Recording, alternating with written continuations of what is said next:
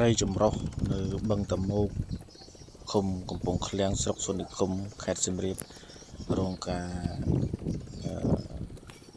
ខូចខាតយ៉ាងខ្លាំងដោយសារទឹកក្តៅខ្លាំងហើយរីងរាក់នឹងបណ្ដាក្តៅខ្លាំងហើយត្រីងាប់ជាបន្តបន្ទាប់ចាប់ពីថ្ងៃទី26មកដល់29ខែឧសភានេះគឺត្រីនៅតែបន្តងាប់ប្រមាណជាង2តោនហើយមកដល់ពេលនេះអាជ្ញាធរបញ្ជាក់តែថាការងាប់ត្រីនេះគឺបណ្ដាលមកពីខ្វះអុកស៊ីសែនហើយទឹករីងរាក់អស់ក្តៅហប់ខ្លាំងទៅបណ្ដាលឲ្យត្រីងាប់ជាបន្តបន្ទាប់បាទ